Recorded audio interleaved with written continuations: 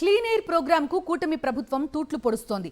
ఏలూరు నగరవాసులను కాలుష్య కోరల నుండి రక్షించాలనే లక్ష్యంతో గత ప్రభుత్వం తీసుకున్న చర్యలను గాలికొదిలేసింది. దీంతో ఏలూరు వాయు కాలుష్య కోరల్లో చిక్కుకుంది. ఏలూరులో వాయు కాలుష్య నివారణకు వైఎస్ఆర్సీపీ ప్రభుత్వ హయాంలోనే ప్రత్యేక చర్యలకు శ్రీకారం చుట్టారు. నేషనల్ క్లీన్ ఎయిర్ ప్రోగ్రాంలో భాగంగా ఏలూరులోని పలు ప్రధాన కూడళ్లలో వాయు కాలుష్యాన్ని తగ్గించేందుకు కేంద్ర నిధులతో వాటర్ ఫౌంటైన్ల నిర్మాణం చేపట్టారు. కానీ కూటమి ప్రభుత్వంలో అధికారుల నిర్లక్ష్యం కారణంగా వాటర్ ఫౌంటైన్లు నిరుపయోగంగా మారాయి. వైఎస్ జగన్ హయాంలో కేంద్ర అటవీ పర్యావరణ మంత్రిత్వ శాఖ ఏలూరుకు 1,16,00,000 విడుదల చేసింది.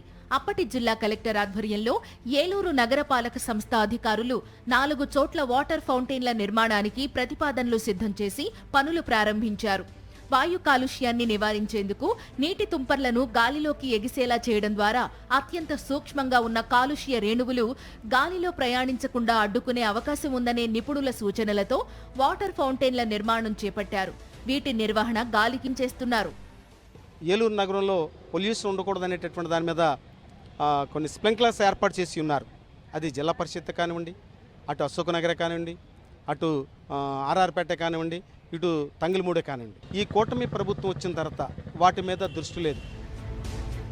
ఏలూరు జెడ్పీ ఆఫీస్ దగ్గర నిర్మాణాల కోసం 20 లక్షలు వెచ్చించారు. ఓవైపు ఆహ్లాదం, మరోవైపు పర్యావరణ పరిరక్షణలో భాగంగా పచ్చటి చెట్లు, పూల మొక్కలతో దీన్ని నిర్మించారు. జూట్ మిల్లు సెంటర్లో 32 లక్షలతో తెలుగు తల్లి విగ్రహంతో పాటు వాటర్ ఫౌంటైన్ నిర్మించారు. తంగెళ్లమూడి బ్రిడ్జి సెంటర్లలోనూ 32 లక్షలతో వాటర్ ఫాల్ ఏర్పాటు చేశారు. అశోక్ నగర్ బ్రిడ్జి సెంటర్లోనూ 32 లక్షల రూపాయలతో 4 సింహాలతో కూడిన అశోక చక్రం వాటర్ ఫౌంటైన్ నిర్మించారు. ఈ 3 ఫౌంటైన్ల నిర్మాణాలు తుది దశకు చేరుకునేసరికి ఎన్నికలొచ్చాయి. తరువాత కూటమి అధికారంలోకి వచ్చి పనులు పూర్తి చేసి ప్రారంభోత్సవాలు కూడా చేసింది. చింతలపూడి నుంచి ఏలూరు వస్తున్నటువంటి దారిలో చింతలపూడి ఊరు బయట చూస్తే మాకు మంచులా కనబడింది. వాస్తవానికి నిన్న జరిగిన సందర్భం అది చూస్తే అది మంచి కాదు, అది మొత్తం కూడా దుమ్మే. అంటే ఆ దుమ్ము కూడా ఏ స్థాయిలో లెగిసి ఈరోజు ప్రజలు ఇబ్బంది పడేటువంటి పరిస్థితి ఉంది. అది గాల్లో కలవడం ద్వారా ప్రజల ఆరోగ్యాలు ఏ విధంగా దెబ్బతింటాం అనేది కూడా అందరూ ప్రభుత్వాలు చూస్తాను, ప్రజలు కూడా దాన్ని అనుభవిస్తాను ప్రత్యక్షంగా. ఈ ఫౌంటైన్ల శిలాఫలకాలకు పసుపు రంగులు వేసుకోవడంలో ఉన్న శ్రద్ధ వాటి నిర్వహణపై లేదనే విమర్శలు వినిపిస్తున్నాయి. ప్రస్తుతం వీటిని పట్టించుకోకపోవడంతో దుమ్ము ధూళితో నిండిపోయాయి. ఎంతో ఆహ్లాదకరంగా ఉండే I love Eluru water wall సైతం కళతప్పి చిన్నబోయింది.